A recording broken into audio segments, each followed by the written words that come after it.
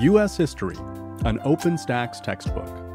Read along with the full text at www.openstax.org. You can find this audiobook anywhere you listen to podcasts, including Spotify, YouTube, Apple Podcasts, and more. Chapter 16. The Era of Reconstruction, 1865 to 1877.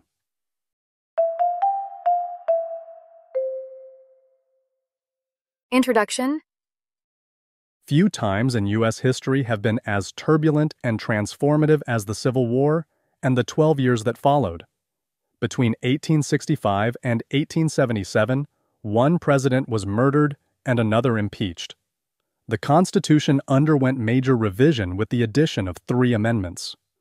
The effort to impose Union control and create equality in the defeated South ignited a fierce backlash as various terrorist and vigilante organizations, most notably the Ku Klux Klan, battled to maintain a pre-Civil War society in which white people held complete power. These groups unleashed a wave of violence, including lynching and arson, aimed at freed black people and their white supporters. Historians refer to this era as Reconstruction, when an effort to remake the South faltered and ultimately failed. The above political cartoon expresses the anguish many Americans felt in the decade after the Civil War. The South, which had experienced catastrophic losses during the conflict, was reduced to political dependence and economic destitution. This humiliating condition led many Southern white people to vigorously contest Union efforts to transform the South's racial, economic, and social landscape. Supporters of equality grew increasingly dismayed at Reconstruction's failure to undo the old system, which further compounded the staggering regional and racial inequalities in the United States.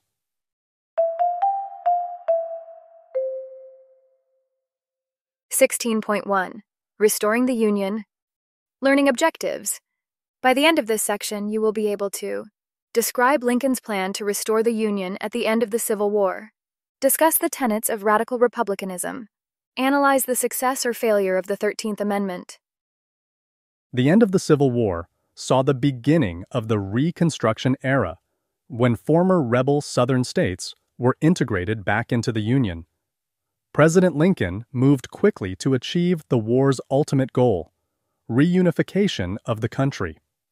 He proposed a generous and non-punitive plan to return the former Confederate states speedily to the United States, but some Republicans in Congress protested, considering the president's plan too lenient to the rebel states that had torn the country apart. The greatest flaw of Lincoln's plan, according to this view, was that it appeared to forgive traitors instead of guaranteeing civil rights to formerly enslaved people. President Lincoln oversaw the passage of the 13th Amendment abolishing slavery, but he did not live to see its ratification. The President's Plan. From the outset of the rebellion in 1861, Lincoln's overriding goal had been to bring the Southern states quickly back into the fold in order to restore the Union. In early December 1863, the President began the process of reunification by unveiling a 3-part proposal known as the 10% Plan that outlined how the states would return.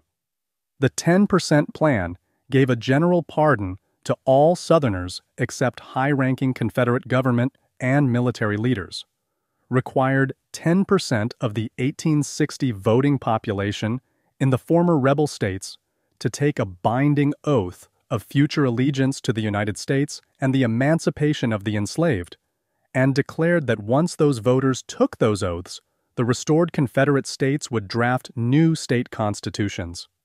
Lincoln hoped that the leniency of the plan, 90% of the 1860 voters did not have to swear allegiance to the Union or to emancipation, would bring about a quick and long-anticipated resolution and make emancipation more acceptable everywhere. This approach appealed to some in the moderate wing of the Republican Party, which wanted to put the nation on a speedy course toward reconciliation. However, the proposal instantly drew fire from a larger faction of Republicans in Congress who did not want to deal moderately with the South. These members of Congress, known as radical Republicans, wanted to remake the South and punish the rebels. Radical Republicans insisted on harsh terms for the defeated Confederacy and protection for formerly enslaved people, going far beyond what the president proposed.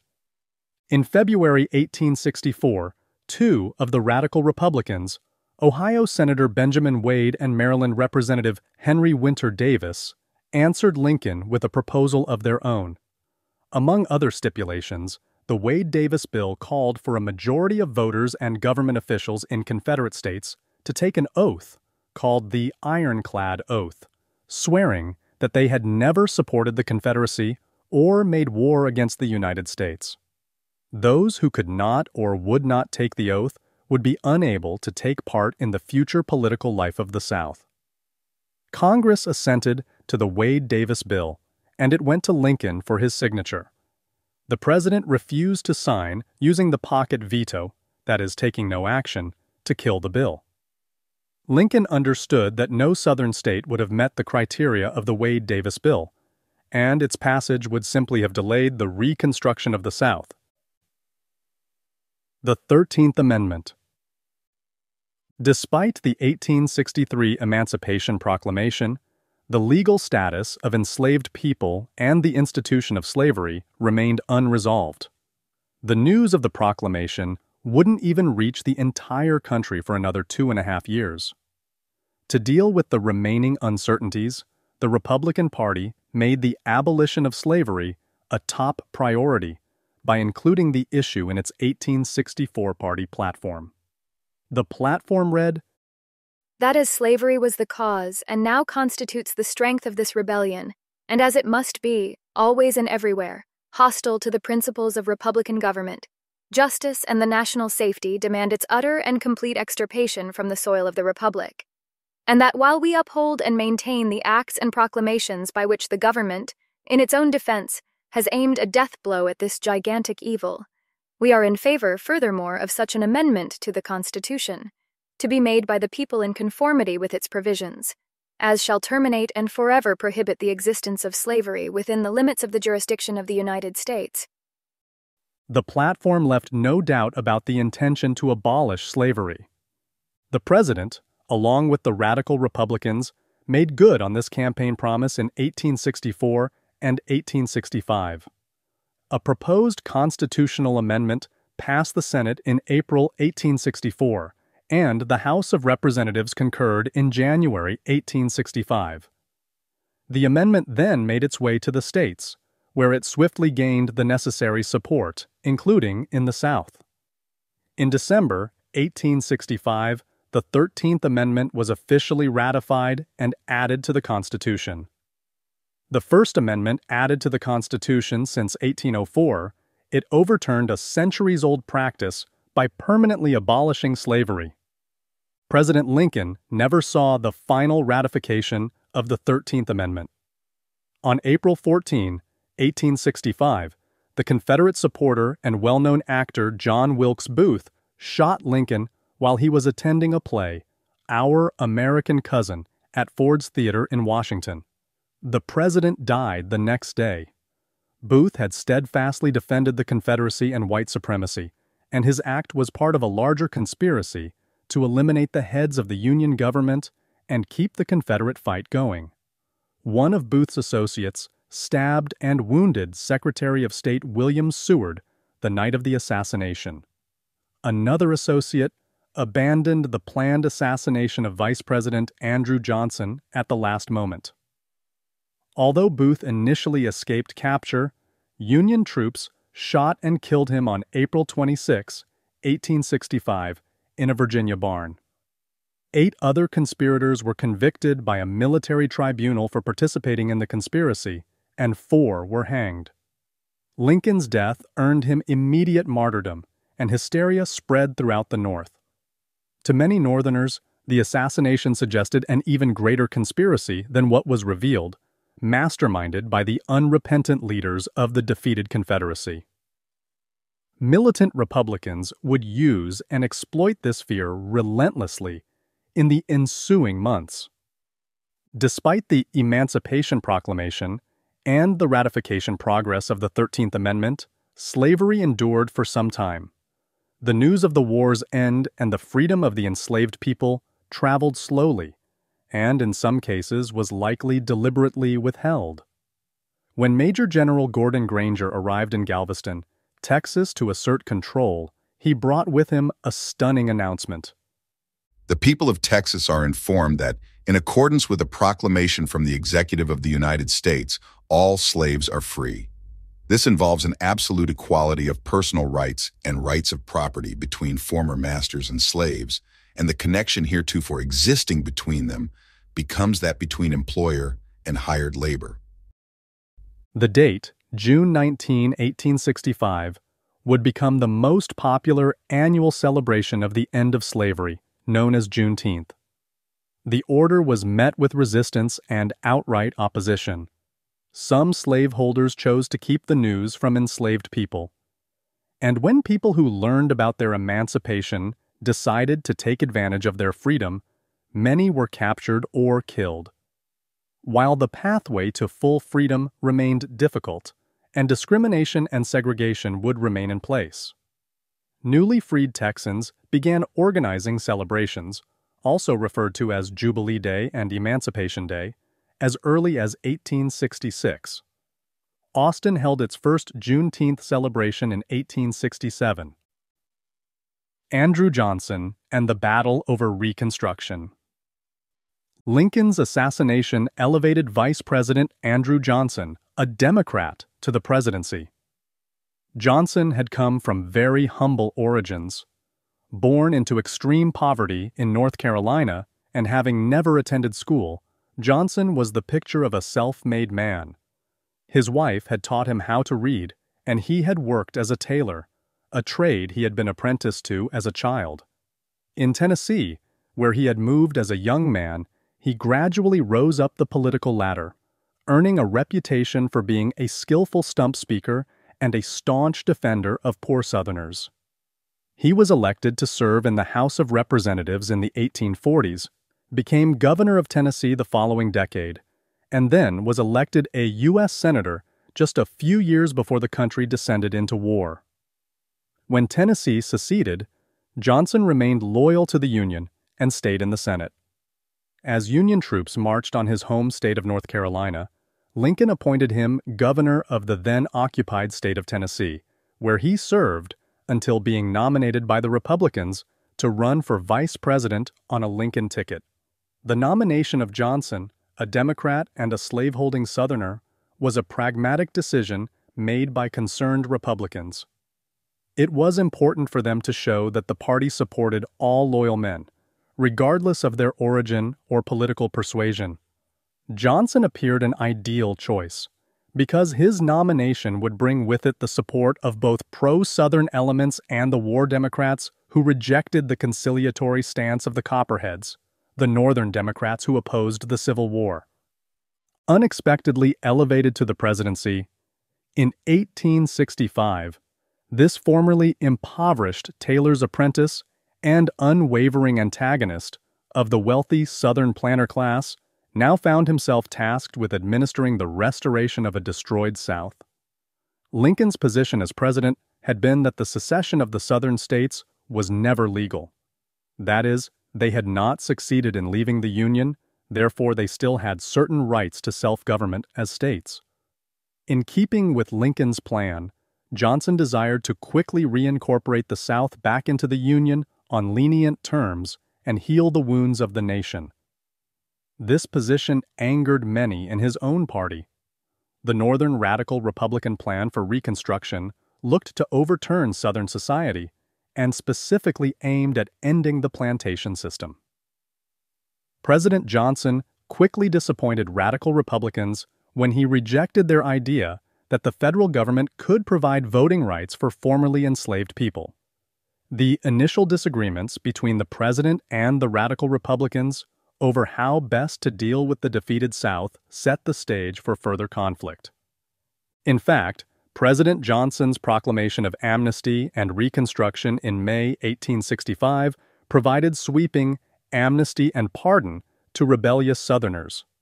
It returned to them their property, with the notable exception of the people they had enslaved, and it asked only that they affirm their support for the Constitution of the United States. Those Southerners exempted from this amnesty included the Confederate political leadership, high-ranking military officers, and persons with taxable property worth more than $20,000. The inclusion of this last category was specifically designed to make it clear to the Southern planter class that they had a unique responsibility for the outbreak of hostilities. But it also satisfied Johnson's desire to exact vengeance on a class of people he had fought politically for much of his life. For this class of wealthy Southerners to regain their rights, they would have to swallow their pride and request a personal pardon from Johnson himself. For the Southern states, the requirements for readmission to the Union were also fairly straightforward. States were required to hold individual state conventions where they would repeal the ordinances of secession and ratify the 13th Amendment. By the end of 1865, a number of former Confederate leaders were in the Union Capitol, looking to claim their seats in Congress. Among them was Alexander Stephens, the Vice President of the Confederacy, who had spent several months in a Boston jail after the war. Despite the outcries of Republicans in Congress, by early 1866, Johnson announced that all former Confederate states had satisfied the necessary requirements. According to him, nothing more needed to be done. The Union had been restored. Understandably, radical Republicans in Congress did not agree with Johnson's position. They and their Northern constituents greatly resented his lenient treatment of the former Confederate states, and especially the return of former Confederate leaders like Alexander Stephens to Congress. They refused to acknowledge the Southern state governments he allowed. As a result, they would not permit senators and representatives from the former Confederate states to take their places in Congress. Instead, the radical Republicans created a joint committee of representatives and senators to oversee Reconstruction. In the 1866 congressional elections, they gained control of the House, and in the ensuing years, they pushed for the dismantling of the old Southern order and the complete reconstruction of the South. This effort put them squarely at odds with President Johnson, who remained unwilling to compromise with Congress, setting the stage for a series of clashes.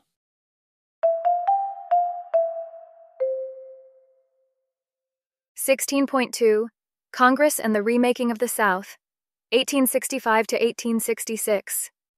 Learning objectives. By the end of this section, you will be able to describe the efforts made by Congress in 1865 and 1866 to bring to life its vision of Reconstruction. Explain how the 14th Amendment transformed the Constitution. President Johnson and Congress's views on Reconstruction grew even further apart as Johnson's presidency progressed. Congress repeatedly pushed for greater rights for freed people and a far more thorough reconstruction of the South, while Johnson pushed for leniency and a swifter reintegration. President Johnson lacked Lincoln's political skills and instead exhibited a stubbornness and confrontational approach that aggravated an already difficult situation. The Freedmen's Bureau. Freed people everywhere celebrated the end of slavery and immediately began to take steps to improve their own condition by seeking what had long been denied to them: land, financial security, education, and the ability to participate in the political process. They wanted to be reunited with family members, grasp the opportunity to make their own independent living, and exercise their right to have a say in their own government. However, they faced the wrath of defeated but unreconciled Southerners who were determined to keep black people an impoverished and despised underclass. Recognizing the widespread devastation in the South and the dire situation of freed people, Congress created the Bureau of Refugees, Freedmen, and Abandoned Lands in March 1865, popularly known as the Freedmen's Bureau. Lincoln had approved of the Bureau, giving it a charter for 1 year. The Freedmen's Bureau engaged in many initiatives to ease the transition from slavery to freedom. It delivered food to black people and white people alike in the South.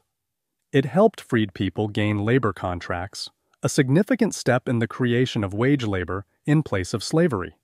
It helped reunite families of freedmen, and it also devoted much energy to education, establishing scores of public schools where freed people and poor white people could receive both elementary and higher education. Respected institutions such as Fisk University, Hampton University, and Dillard University are part of the legacy of the Freedmen's Bureau. In this endeavor, the Freedmen's Bureau received support from Christian organizations that had long advocated for abolition, such as the American Missionary Association, AMA. The AMA used the knowledge and skill it had acquired while working in missions in Africa and with Native American groups to establish and run schools for those freed from slavery in the post-war South. While men and women, white and black, taught in these schools, the opportunity was crucially important for participating women. At the time, many opportunities, including admission to most institutes of higher learning, remained closed to women. Participating in these schools afforded these women the opportunities they otherwise may have been denied. Additionally, the fact they often risked life and limb to work in these schools in the South demonstrated to the nation that women could play a vital role in American civic life. The schools that the Freedmen's Bureau and the AMA established inspired great dismay and resentment among the white populations in the South and were sometimes targets of violence. Indeed, the Freedmen's Bureau's programs and its very existence were sources of controversy. Racists and others who resisted this type of federal government activism denounced it as both a waste of federal money and a foolish effort that encouraged laziness among black people. Congress renewed the Bureau's charter in 1866, but President Johnson, who steadfastly believed that the work of restoring the Union had been completed, vetoed the rechartering. Radical Republicans continued to support the Bureau, igniting a contest between Congress and the President that intensified during the next several years.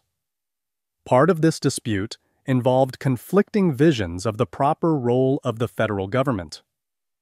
Radical Republicans believed in the constructive power of the federal government to ensure a better day for freed people. Others, including Johnson, denied that the government had any such role to play. Americana. The Freedmen's Bureau. The image below shows a campaign poster for Hester Clymer, who ran for governor of Pennsylvania in 1866 on a platform of white supremacy. The image in the foreground shows an indolent black man wondering, "Where is the use for me to work as long as these make these appropriations?" White men toil in the background, chopping wood and plowing a field. The text above them reads, "In the sweat of thy face shalt thou eat bread." The white man must work to keep his children and pay his taxes. In the middle background, the Freedmen's Bureau looks like the Capitol, and the pillars are inscribed with racist assumptions of things black people value, like rum, idleness, and white women. On the right are estimates of the costs of the Freedmen's Bureau and the bounties, fees for enlistment, given to both white and black Union soldiers. What does this poster indicate about the political climate of the Reconstruction era? How might different people have received this image? Black codes. In 1865 and 1866, as Johnson announced the end of Reconstruction, Southern states began to pass a series of discriminatory state laws collectively known as Black Codes. While the laws varied in both content and severity from state to state, the goal of the laws remained largely consistent. In effect, these codes were designed to maintain the social and economic structure of racial slavery in the absence of slavery itself. The laws codified white supremacy by restricting the civic participation of freed enslaved people, depriving them of the right to vote, the right to serve on juries, the right to own or carry weapons, and in some cases, even the right to rent or lease land. a chief component of the Black Codes was designed to fulfill an important economic need in the post-war South. Slavery had been a pillar of economic stability in the region before the war. To maintain agricultural production, the South had relied on the enslaved to work the land.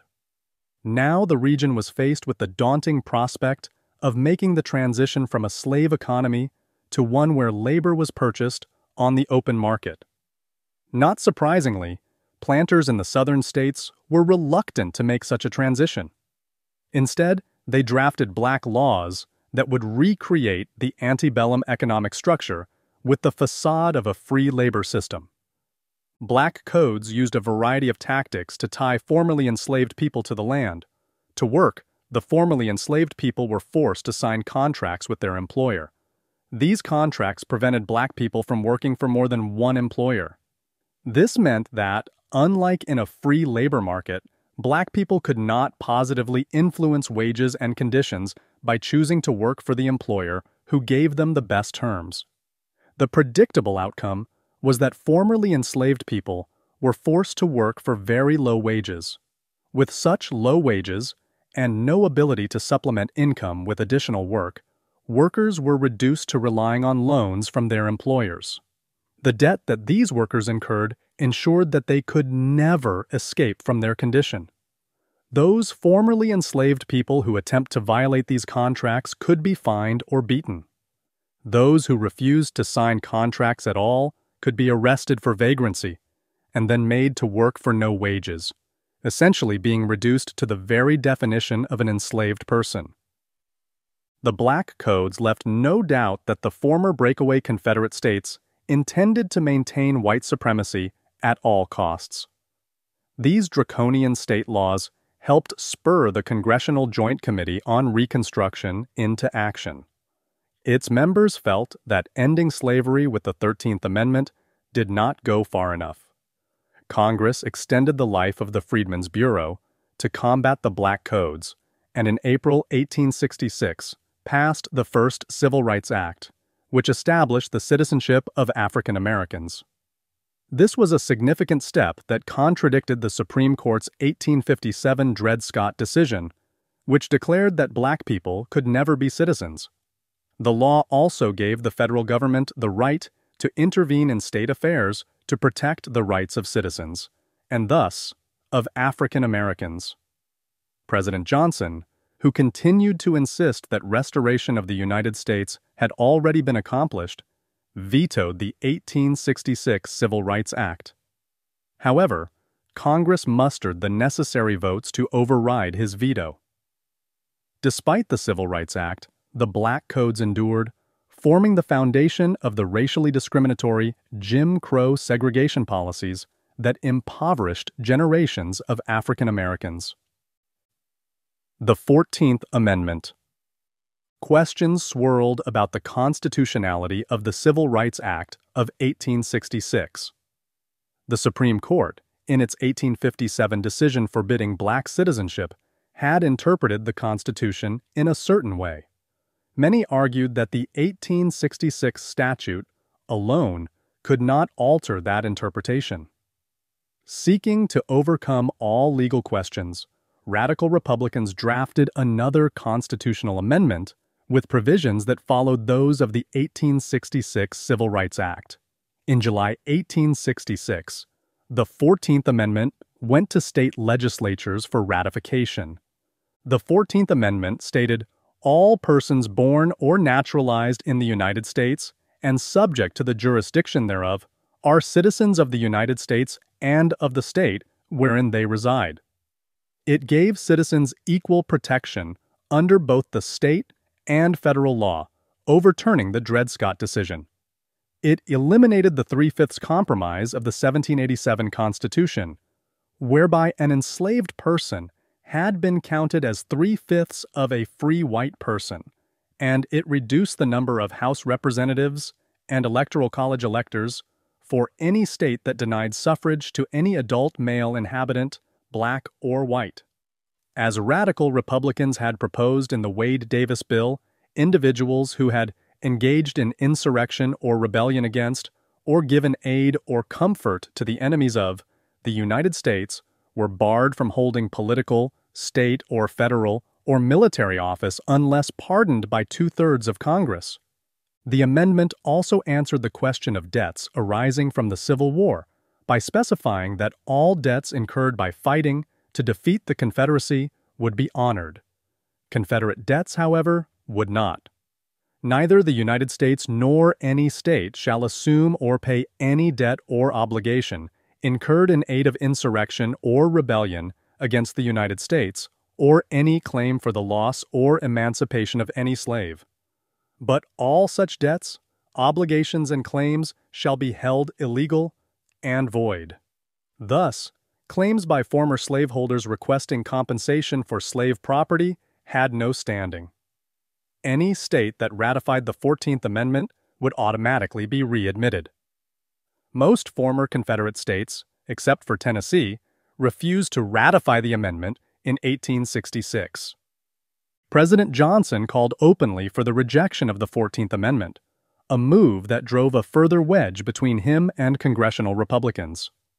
In late summer of 1866, he gave a series of speeches known as the Swing Around the Circle, designed to gather support for his mild version of Reconstruction. Johnson felt that ending slavery went far enough. Extending the rights and protections of citizenship to freed people, he believed, went much too far. He continued to believe that black people were inferior to white people. The president's Swing Around the Circle speeches to gain support for his program and derail the radical Republicans proved to be a disaster, as hecklers provoked Johnson to make damaging statements. Radical Republicans charged that Johnson had been drunk when he made his speeches. As a result, Johnson's reputation plummeted.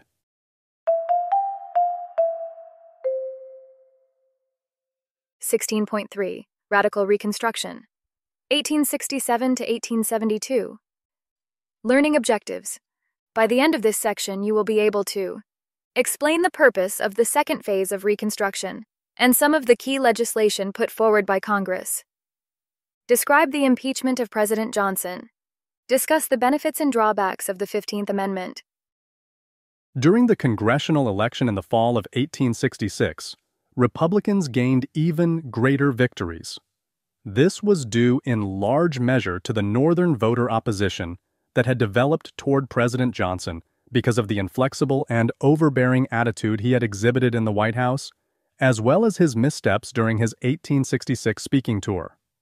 Leading radical Republicans in Congress included Massachusetts Senator Charles Sumner, the same senator whom pro-slavery South Carolina Representative Preston Brooks had thrashed with his cane in 1856 during the Bleeding Kansas crisis, and Pennsylvania Representative Thaddeus Stevens. These men and their supporters envisioned a much more expansive change in the South. Sumner advocated integrating schools and giving black men the right to vote while disenfranchising many Southern voters.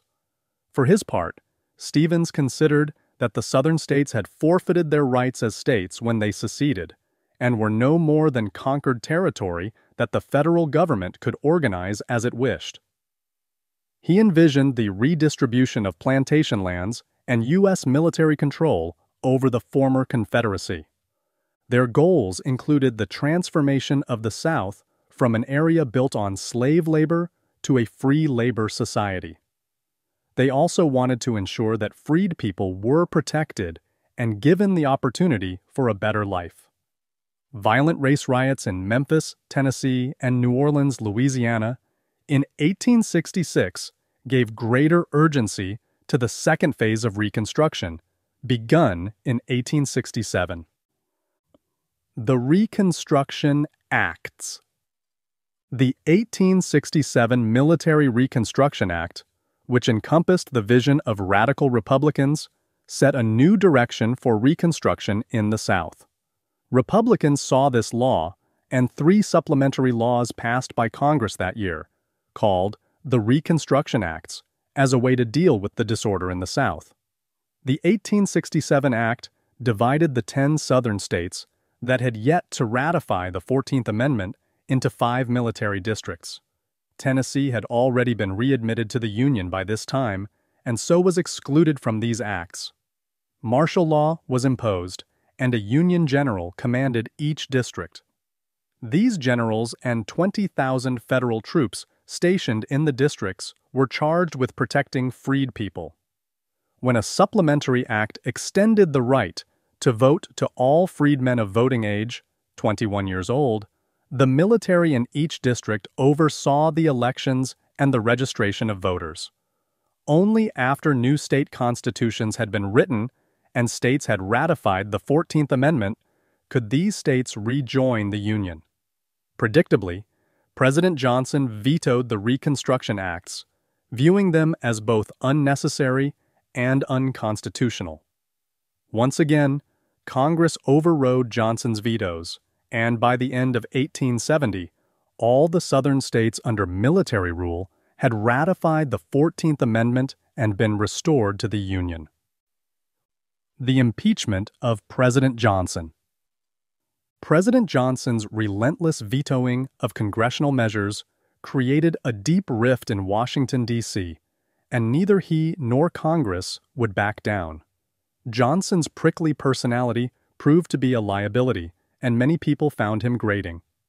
Moreover, he firmly believed in white supremacy, declaring in his 1868 State of the Union address, "The attempt to place the white population under the domination of persons of color in the South has impaired, if not destroyed, the kindly relations that had previously existed between them, and mutual distrust has engendered a feeling of animosity which, leading in some instances to collision and bloodshed, has prevented that cooperation between the two races so essential to the success of industrial enterprise in the Southern states."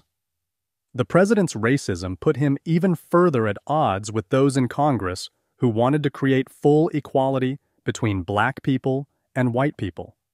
The Republican majority in Congress by now despised the president, and they wanted to prevent him from interfering in congressional reconstruction.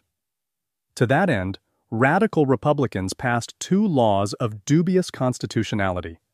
The Command of the Army Act prohibited the president from issuing military orders except through the commanding general of the Army, who could not be relieved or reassigned without the consent of the Senate.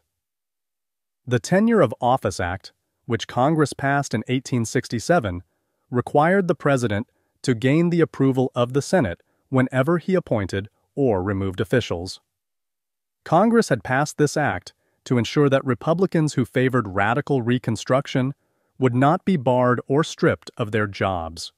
In August 1867, President Johnson removed Secretary of War Edwin M. Stanton, who had aligned himself with the radical Republicans without gaining Senate approval. He replaced Stanton with Ulysses S. Grant, but Grant resigned and sided with the Republicans against the president. Many radical Republicans welcomed this blunder by the president as it allowed them to take action to remove Johnson from office, arguing that Johnson had openly violated the Tenure of Office Act. The House of Representatives quickly drafted a resolution to impeach him, a first in American history. In impeachment proceedings, the House of Representatives serves as the prosecution and the Senate acts as judge, deciding whether the president should be removed from office. The House brought 11 counts against Johnson, all alleging his encroachment on the powers of Congress. In the Senate, Johnson barely survived. 7 Republicans joined the Democrats and Independents to support acquittal. The final vote was 35-19, 1 vote short of the required 2/3 majority. The Radicals then dropped the impeachment effort, but the events had effectively silenced President Johnson, and radical Republicans continued with their plan to reconstruct the South. The 15th Amendment. In November 1868, Ulysses S. Grant, the Union's war hero, easily won the presidency in a landslide victory. The Democratic nominee was Horatio Seymour, but the Democrats carried the stigma of disunion. The Republicans, in their campaign, blamed the devastating Civil War and the violence of its aftermath on the rival party, a strategy that Southerners called waving the bloody shirt. Though Grant did not side with the radical Republicans, his victory allowed the continuance of the radical Reconstruction program. In the winter of 1869, Republicans introduced another constitutional amendment, the third of the Reconstruction era. When Republicans had passed the 14th Amendment, which addressed citizenship rights and equal protections, they were unable to explicitly ban states from withholding the franchise based on race. With the 15th Amendment, they sought to correct this major weakness by finally extending to black men the right to vote. The amendment directed that the right of citizens of the United States to vote shall not be denied or abridged by the United States or by any state on account of race, color, or previous condition of servitude. Unfortunately, the new amendment had weaknesses of its own. As part of a compromise to ensure the passage of the amendment with the broadest possible support, drafters of the amendment specifically excluded language that addressed literacy tests and poll taxes, the most common ways black people were traditionally disenfranchised in both the North and the South. Indeed, radical Republican leader Charles Sumner of Massachusetts, himself an ardent supporter of legal equality without exception to race, refused to vote for the amendment precisely because it did not address these obvious loopholes.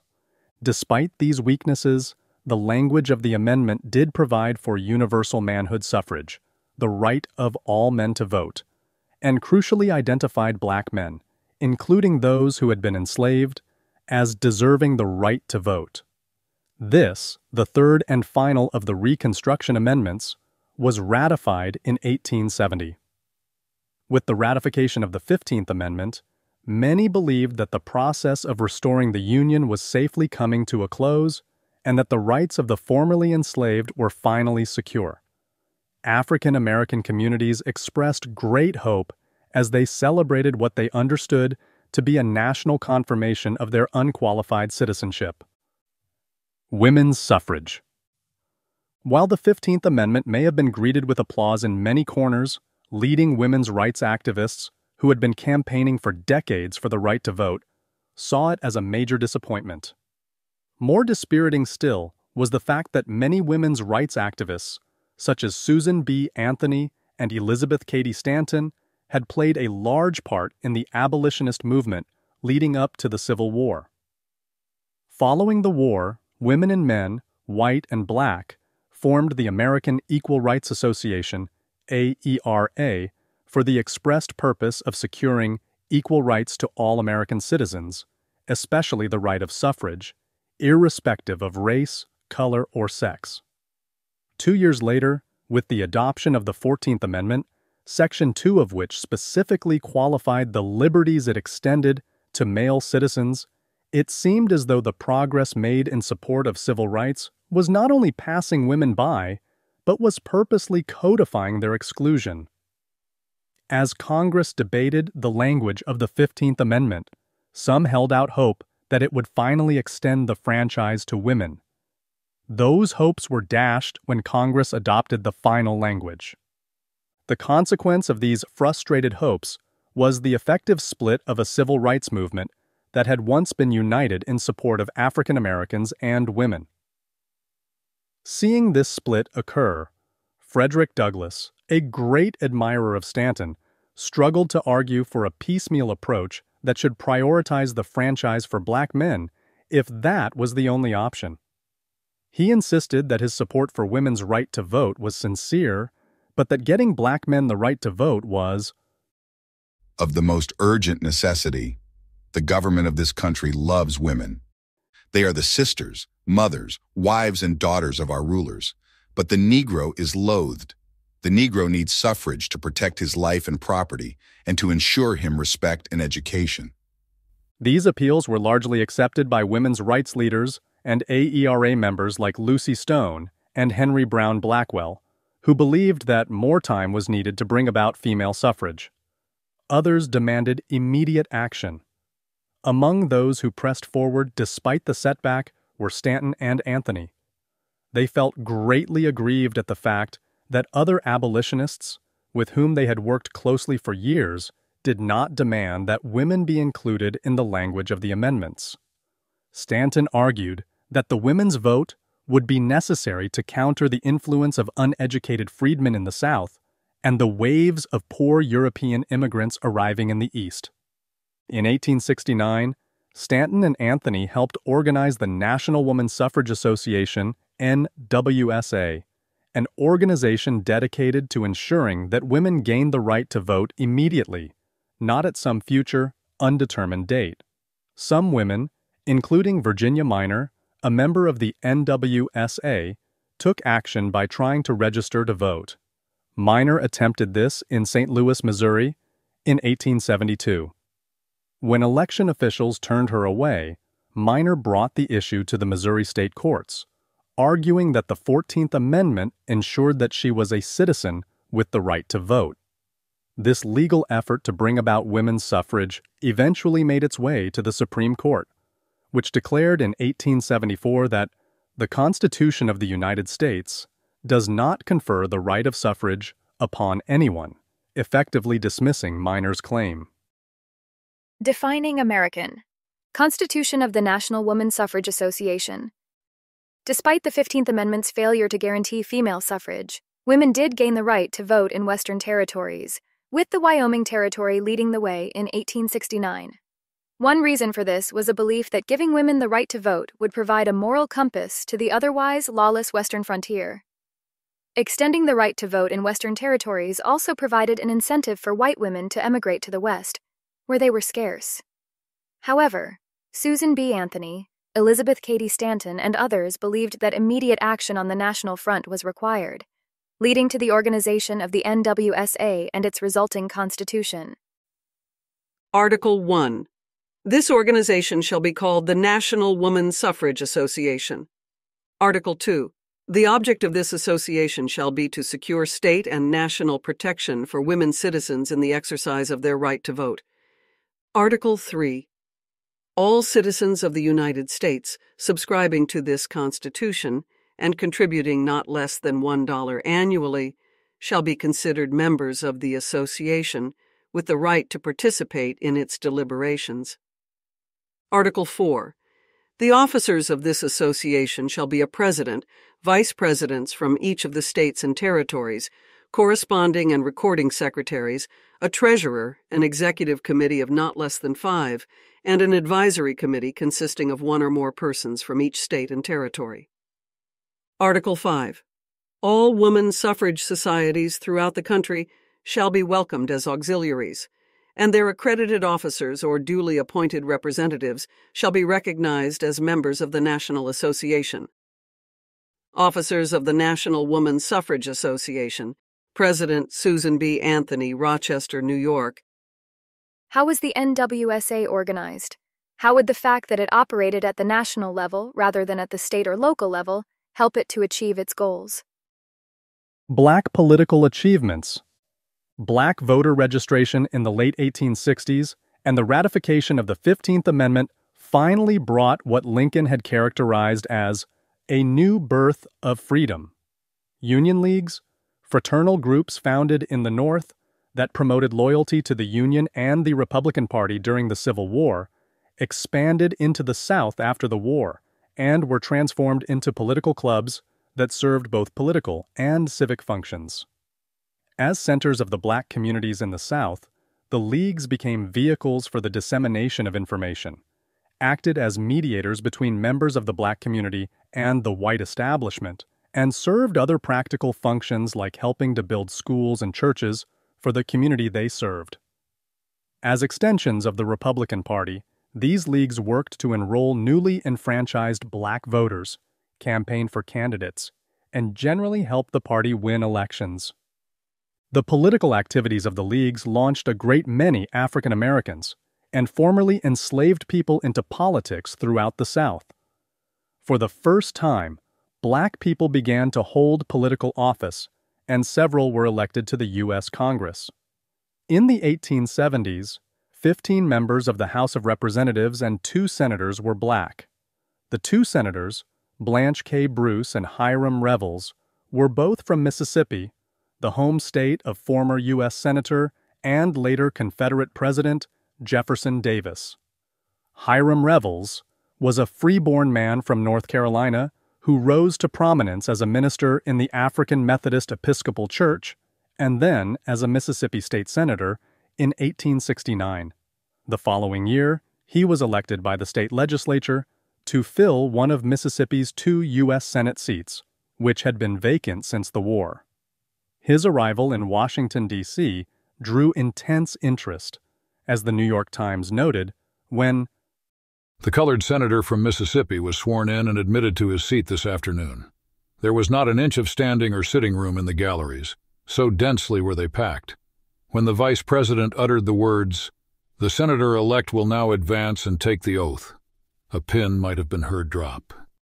Though the fact of their presence was dramatic and important, as the New York Times description above demonstrates, the few African American representatives and senators who served in Congress during Reconstruction represented only a tiny fraction of the many hundreds, possibly thousands, of black people who served in a great number of capacities at the local and state levels.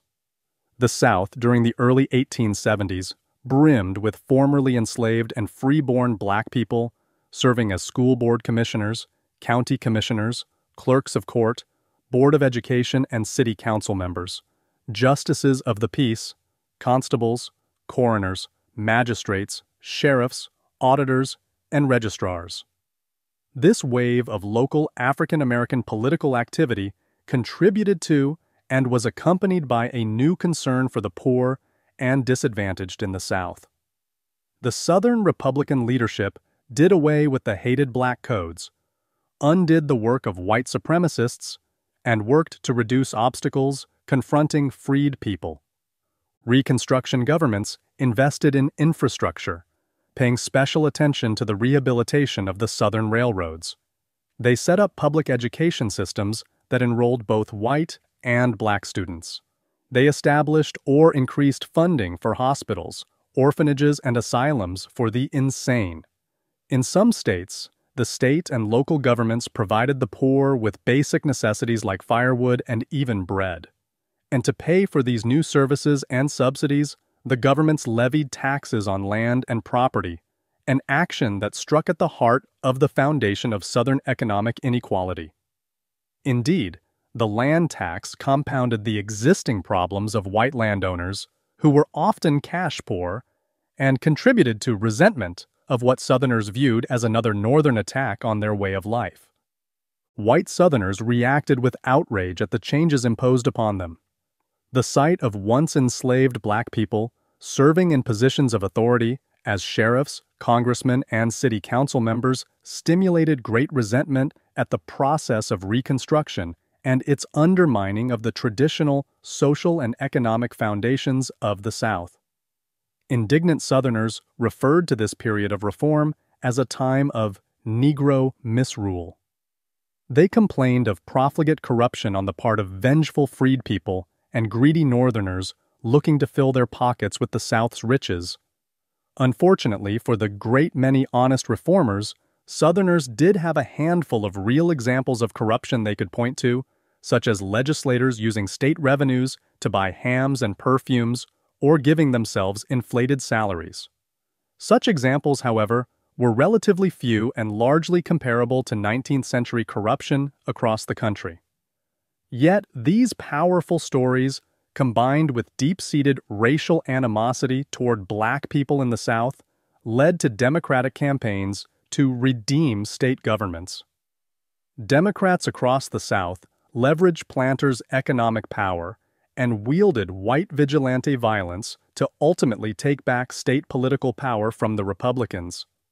By the time President Grant's attentions were being directed away from the South and toward the Indian Wars in the West, in 1866, power in the South had largely been returned to white people, and Reconstruction was effectively abandoned. By the end of 1866, only South Carolina, Louisiana, and Florida still had Republican governments. The sense that the South had been unfairly sacrificed to Northern vice and black vengeance, despite a wealth of evidence to the contrary, persisted for many decades. So powerful and pervasive was this narrative that by the time D.W. Griffith released his 1915 motion picture, The Birth of a Nation, white people around the country were primed to accept the fallacy that white Southerners were the frequent victims of violence and violation at the hands of unrestrained black people. The reality is that the opposite was true. White Southerners orchestrated a sometimes violent and generally successful counter-revolution against Reconstruction policies in the South beginning in the 1860s. Those who worked to change and modernize the South typically did so under threats of violence. Black Republican officials in the South were frequently terrorized, assaulted, and even murdered with impunity by organizations like the Ku Klux Klan. When not ignoring the 14th and 15th Amendments altogether, white leaders often used trickery and fraud at the polls to get the results they wanted. As Reconstruction came to a close, these methods came to define Southern life for African Americans for nearly a century afterward. Defining American. Senator Revels on segregated schools in Washington, D.C. Hiram R. Revels became the first African American to serve in the U.S. Senate in 1870. In 1871, he gave the following speech about Washington's segregated schools before Congress. Will establishing such desegregated schools as I am now advocating in this district harm our white friends? By some it is contended that if we establish mixed schools here, a great insult will be given to the white citizens, and that the white schools will be seriously damaged. When I was on a lecturing tour in the state of Ohio, one of the leading gentlemen connected with the schools in that town came to see me. He asked me, "Have you been to New England, where they have mixed schools?" I replied, "I have, sir." "Well," said he, "please tell me this. Does not social equality result from mixed schools?" "No, sir, very far from it," I responded. "Why," said he, "how can it be otherwise?" I replied, "I will tell you how it can be otherwise and how it is otherwise. Go to the schools and you see their white children and colored children seated side by side studying their lessons, standing side by side and reciting their lessons, and perhaps in walking to school they may walk together. But that is the last of it. The white children go to their homes, the colored children go to theirs. And on the Lord's Day you will see those colored children in colored churches, and the white family, you will see the white children there, and the colored children at entertainments given by persons of their color. I aver, sir, that mixed schools are very far from bringing about social equality." According to Senator Revels' speech, what is social equality, and why is it important to the issue of desegregated schools? Does Revels favor social equality or social segregation? Did social equality exist in the United States in 1871?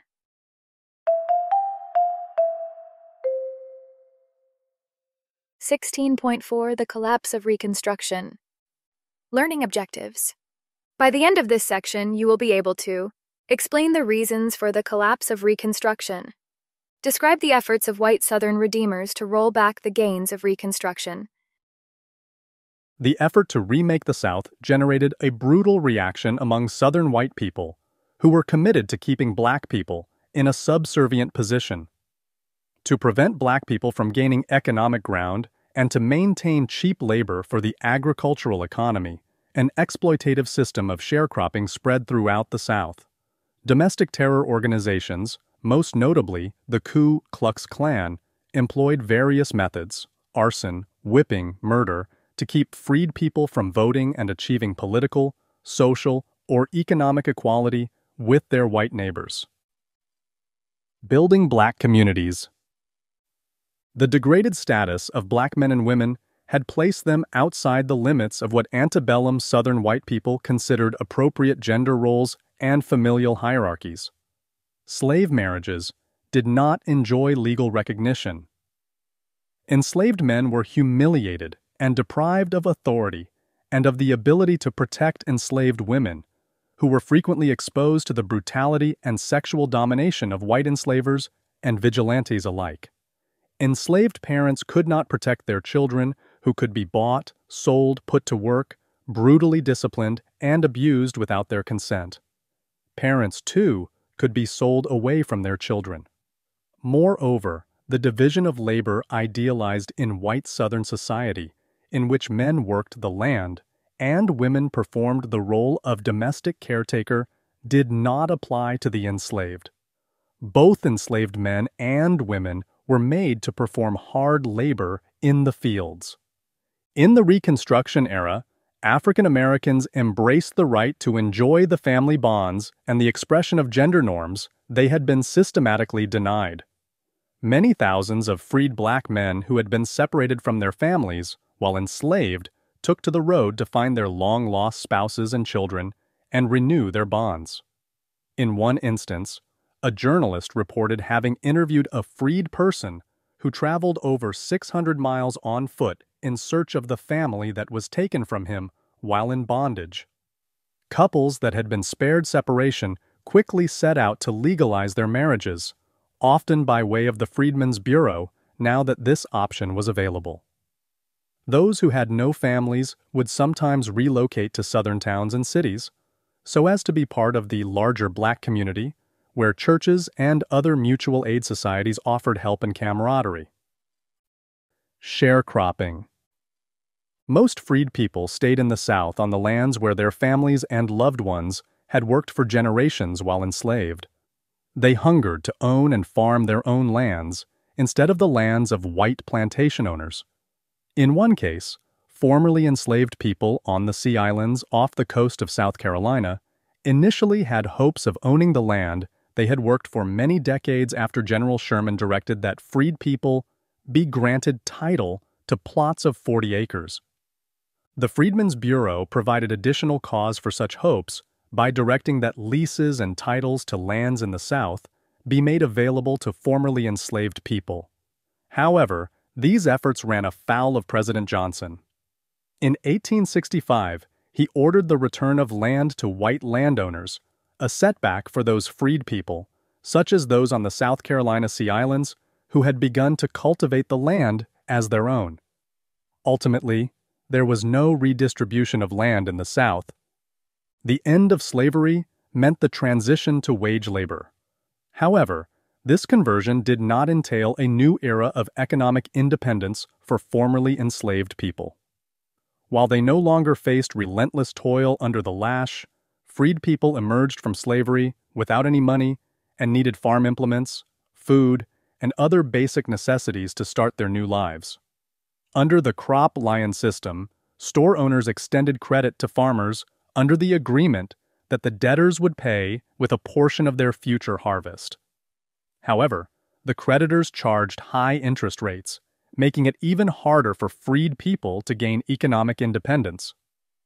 Throughout the South, sharecropping took root, a crop line system that worked to the advantage of landowners. Under the system, freed people rented the land they worked, often on the same plantations where they had been enslaved. Some landless white citizens also became sharecroppers.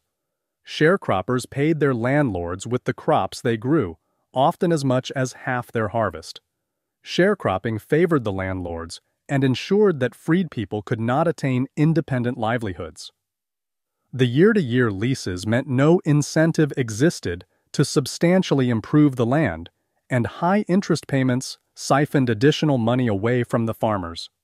Sharecroppers often became trapped in a never-ending cycle of debt, unable to buy their own land and unable to stop working for their creditor because of what they owed.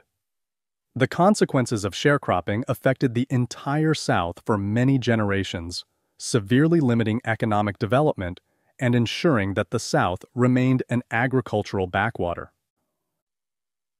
The Invisible Empire of the South.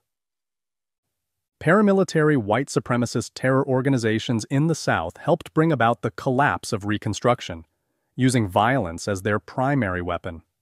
The Invisible Empire of the South, or Ku Klux Klan, stands as the most notorious. The Klan was founded in 1866 as an oath-bound fraternal order of Confederate veterans in Tennessee, with former Confederate General Nathan Bedford Forrest as its first leader. The organization, its name likely derived from kuklos, a Greek word meaning circle, devised elaborate rituals and grandiose names for its ranking members: Grand Wizard, Grand Dragon, Grand Titan, and Grand Cyclops. Soon, however, this fraternal organization evolved into a vigilante terrorist group that vented Southern white people's collective frustration over the loss of the war and the course of radical Reconstruction through acts of intimidation and violence. The Klan terrorized newly freed black people to deter them from exercising their citizenship rights and freedoms. Other anti-black vigilante groups around the South began to adopt the Klan name and perpetrate acts of unspeakable violence against anyone they considered a tool of Reconstruction. Indeed, as historians have noted, Klan units around the South operated autonomously and with a variety of motives. Some may have sincerely believed they were righting wrongs, others merely satisfying their lurid desires for violence. Nor was the Klan the only racist vigilante organization. Other groups, like the Red Shirts from Mississippi and the Knights of the White Camellia and the White League, both from Louisiana, also sprang up at this time. The Klan and similar organizations also worked as an extension of the Democratic Party to win elections.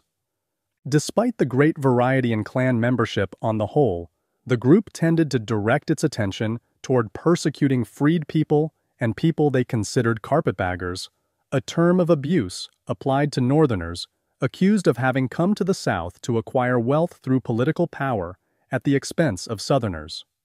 The colorful term captured the disdain of Southerners for these people, reflecting the common assumption that these men, sensing great opportunity, packed up all their worldly possessions in carpetbags, a then popular type of luggage, and made their way to the South. Implied in this definition is the notion that these men came from little and were thus shiftless wanderers motivated only by the desire for quick money. In reality, these Northerners tended to be young, idealistic, often well-educated men who responded to Northern campaigns urging them to lead the modernization of the South. But the image of them as swindlers taking advantage of the South at its time of need resonated with a white Southern population aggrieved by loss and economic decline. Southern white people who supported Reconstruction, known as scalawags, also generated great hostility as traitors to the South. They, too, became targets of the Klan and similar groups. The Klan seized on the pervasive but largely fictional narrative of the Northern carpetbagger as a powerful tool for restoring white supremacy and overturning Republican state governments in the South. To preserve a white-dominated society, Klan members punished black people for attempting to improve their station in life or acting uppity. To prevent freed people from attaining an education, the Klan burned public schools. In an effort to stop black citizens from voting, the Klan murdered, whipped, and otherwise intimidated freed people and their white supporters. It wasn't uncommon for Klan members to intimidate Union League members and Freedmen's Bureau workers. The Klan even perpetrated acts of political assassination, killing a sitting U.S. congressman from Arkansas and 3 state congressmen from South Carolina.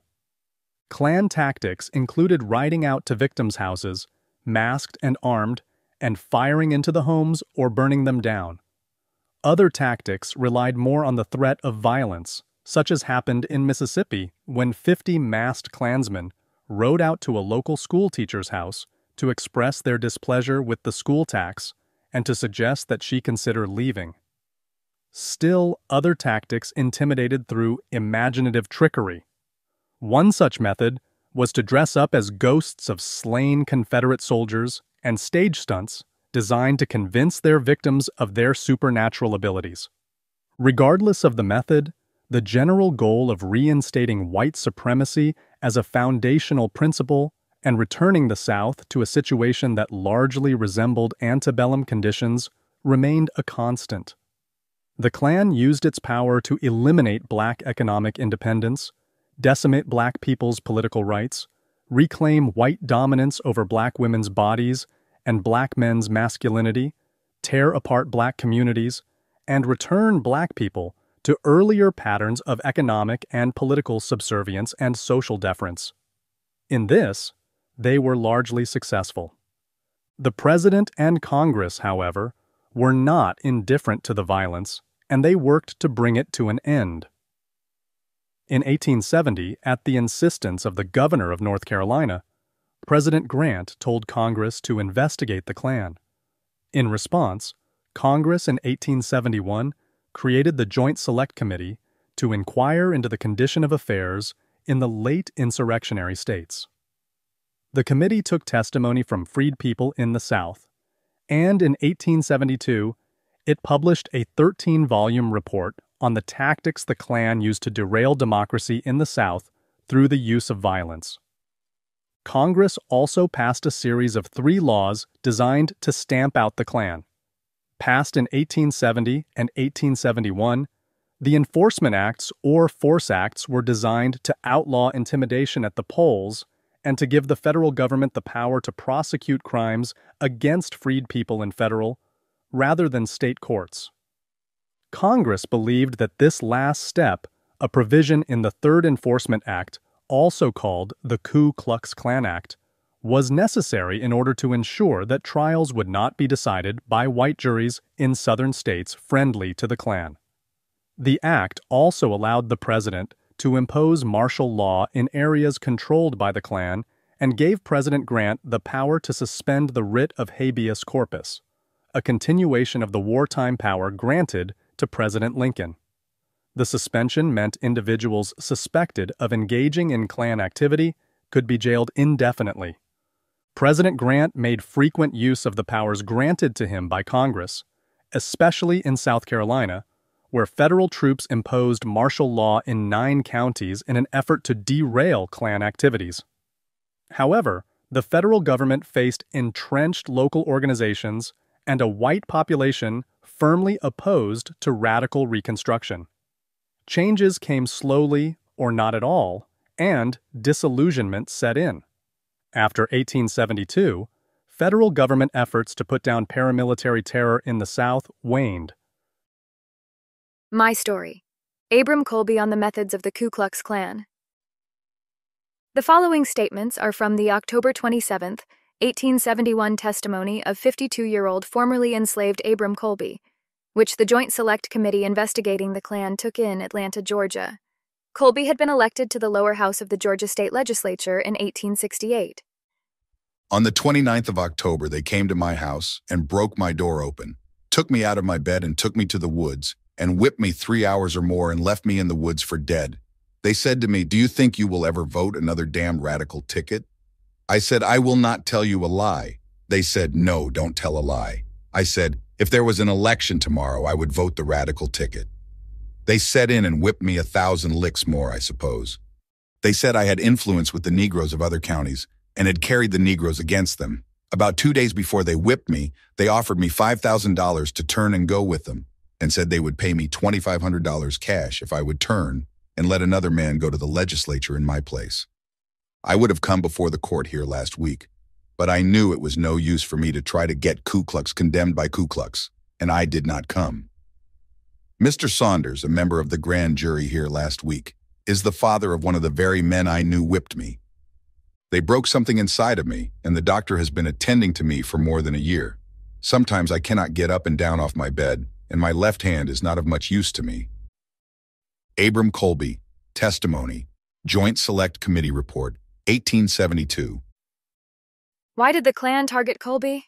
What methods did they use? Redeemers and the end of Reconstruction. While the President and Congress may have seen the Klan and other clandestine white supremacist, terrorist organizations as a threat to stability and progress in the South, many Southern white people saw them as an instrument of order in a world turned upside down. Many white Southerners felt humiliated by the process of radical Reconstruction and the way Republicans had upended Southern society, placing black people in positions of authority while taxing large landowners to pay for the education of formerly enslaved people. Those committed to rolling back the tide of radical Reconstruction in the South called themselves Redeemers, a label that expressed their desire to redeem their states from Northern control and to restore the antebellum social order, whereby black people were kept safely under the boot heel of white people. They represented the Democratic Party in the South and worked tirelessly to end what they saw as an era of Negro misrule. By 1877, they had succeeded in bringing about the redemption of the South, effectively destroying the dream of radical Reconstruction. Although Ulysses S. Grant won a second term in the presidential election of 1872, the Republican grip on national political power began to slip in the early 1870s. Three major events undermined Republican control. First, in 1873, the United States experienced the start of a long economic downturn, the result of economic instability in Europe that spread to the United States. In the fall of 1873, the Bank of J. Cook and Company failed to meet its financial obligations and went bankrupt, setting off a panic in American financial markets. An economic depression ensued, which Democrats blamed on Republicans and which lasted much of the decade. Second, the Republican Party experienced internal squabbles and divided into two factions. Some Republicans began to question the expansive role of the federal government, arguing for limiting the size and scope of federal initiatives. These advocates, known as liberal Republicans because they followed classical liberalism in championing small government, formed their own breakaway party. Their ideas changed the nature of the debate over Reconstruction by challenging reliance on federal government help to bring about change in the South. Now, some Republicans argued for downsizing Reconstruction efforts. Third, the Grant administration became mired in scandals, further tarnishing the Republicans while giving Democrats the upper hand. One scandal arose over the siphoning off of money from excise taxes on whiskey. The whiskey ring, as it was called, involved people at the highest levels of the Grant administration, including the president's personal secretary, Orville Babcock. Another scandal entangled Credit Mobilier of America, a construction company, and part of the important French Credit Mobilier banking company. The Union Pacific Railroad Company, created by the federal government during the Civil War to construct a transcontinental railroad, paid Credit Mobilier to build the railroad. However, Credit Mobilier used the funds it received to buy Union Pacific Railroad bonds and resell them at a huge profit. Some members of Congress, as well as Vice President Schuyler Colfax, had accepted funds from Credit Mobilier in return for forestalling an inquiry. When the scam became known in 1872, Democratic opponents of Reconstruction pointed to Credit Mobilier as an example of corruption in the Republican-dominated federal government and evidence that smaller government was better. The Democratic Party in the South made significant advances in the 1870s in its efforts to wrest political control from the Republican-dominated state governments.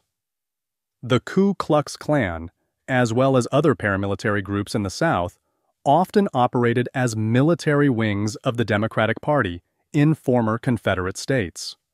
In one notorious episode following a contested 1872 gubernatorial election in Louisiana, as many as 150 freedmen loyal to the Republican Party were killed at the Colfax courthouse by armed members of the Democratic Party, even as many of them tried to surrender. In other areas of the South, the Democratic Party gained control over state politics. Texas came under Democratic control by 1873, and in the following year, Alabama and Arkansas followed suit.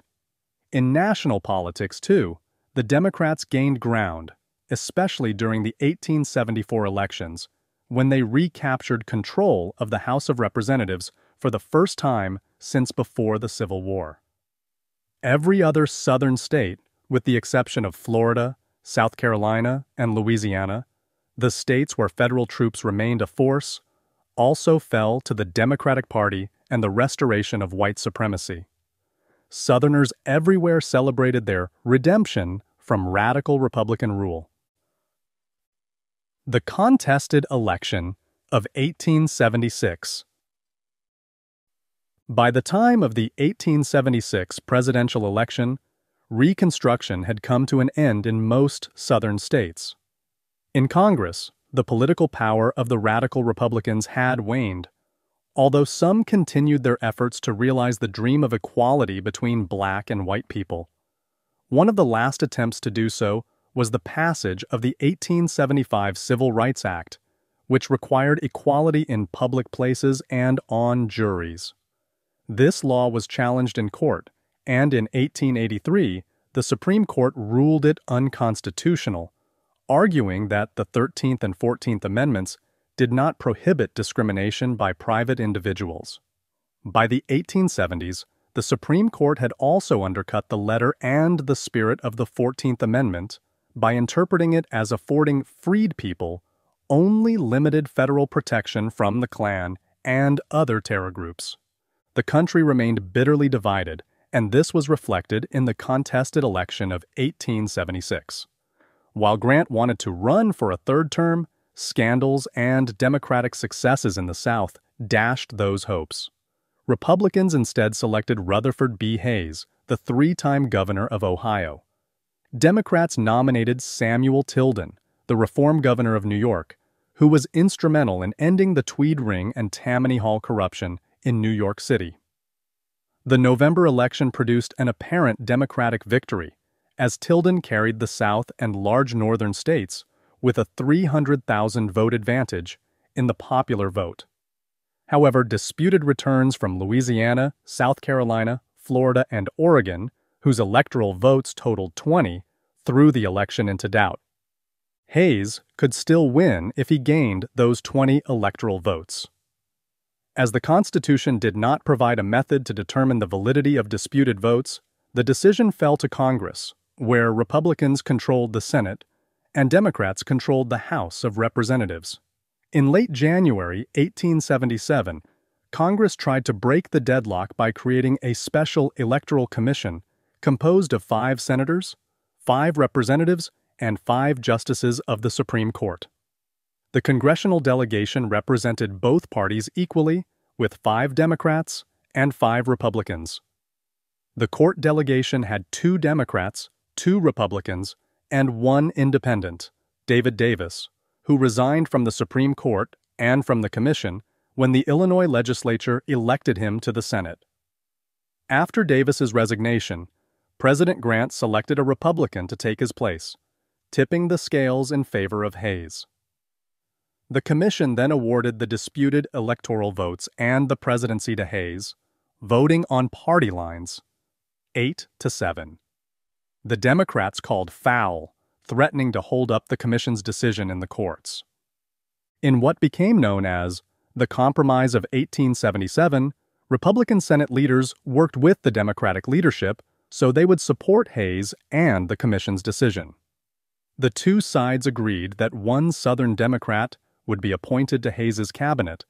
Democrats would control federal patronage, the awarding of government jobs, in their areas in the South, and there would be a commitment to generous internal improvements, including federal aid for the Texas and Pacific Railway. Perhaps most important, all remaining federal troops would be withdrawn from the South, a move that effectively ended Reconstruction. Hayes believed that Southern leaders would obey and enforce the Reconstruction-era constitutional amendments that protected the rights of freed people. His trust was soon proved to be misguided, much to his dismay, and he devoted a large part of his life to securing rights for freedmen. For their part, the Democrats took over the remaining Southern states, creating what became known as the Solid South, a region that consistently voted in a bloc for the Democratic Party. This has been U.S. History from OpenStax. OpenStax textbooks and this free audiobook are covered under a Creative Commons license. The full text is available at www.openstax.org. This project was made possible by CC Echo, the California Consortium for Equitable Change in Hispanic Serving Institutions, Open Education Resources. You can learn more about CC Echo by visiting the link in this episode's show notes. You can find this audiobook anywhere you listen to podcasts, including Spotify, YouTube, Apple Podcasts, and more. Instructors can even download a course shell to embed these recordings in Canvas courses. Learn more by visiting www.openaudio.us. Did you find this audiobook helpful? If so, let us know by leaving a comment and sharing this recording with a colleague or a friend.